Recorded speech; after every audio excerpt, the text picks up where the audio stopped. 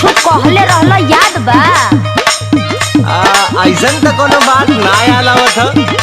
अच्छा तो कटनी हो गई तो भुला गइल? ओहो, अरे बताइबू कि बुझनी बुझाइबू?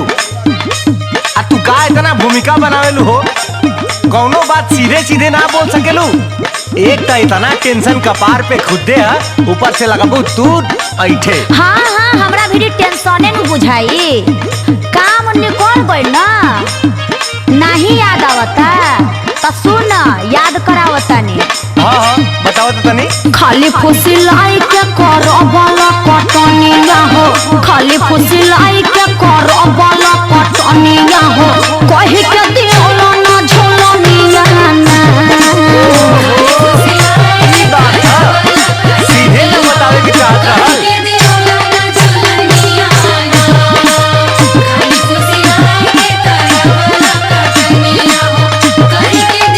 याद आए लो?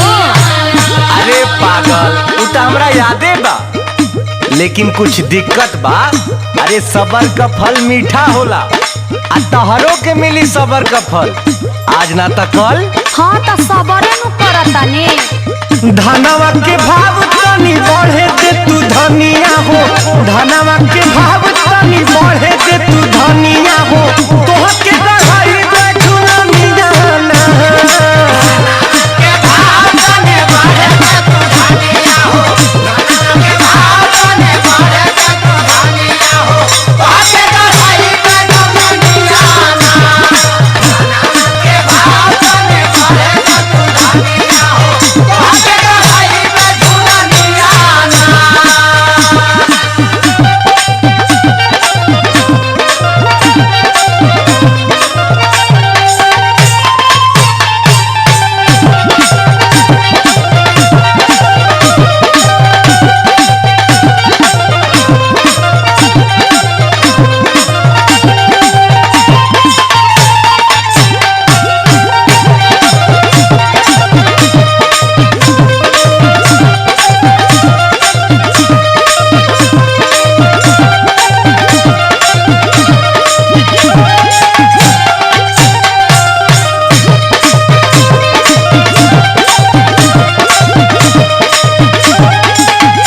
हाँ तो सुन, तू ना बहुत झूठ बोलेला, कहेला बहुत कुछ करेला कुछ ना।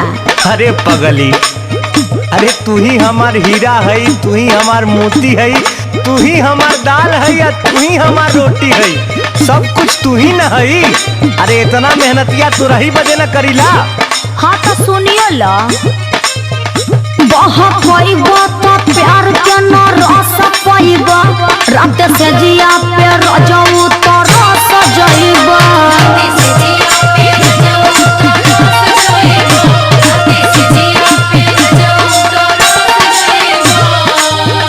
बहा पाइबा तो प्यार के न रस पाइबा, रात से जिया पे रजऊ तो रस जइबा।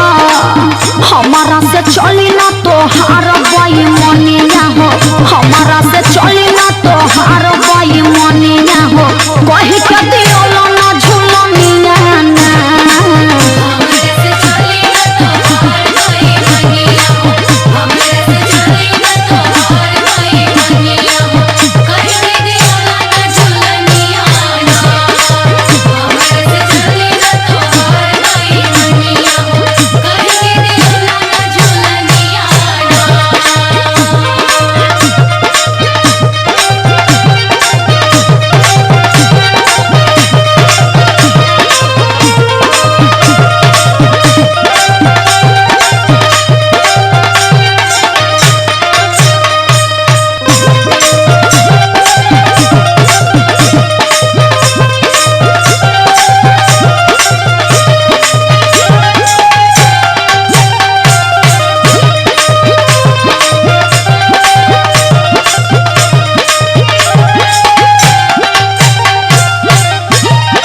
अच्छा तो ये बताओ, तो झुलनिए से पेट भरी?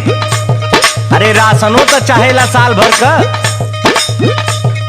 तोरा मन के करी ना तो का होई सुन। का होई हो? बड़ा सस्ता बा बेचे में खल जाई हो, पूरा धनवा झूलनिए में चल जाई हो।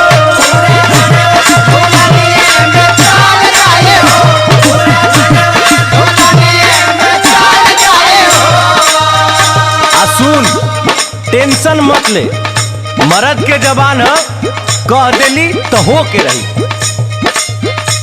बड़ा सस्ता बा बेचे में खल जाई हो, पूरा धनवा झूलनिए में चल जाई हो। जेडिया रितेश नाही तोरी है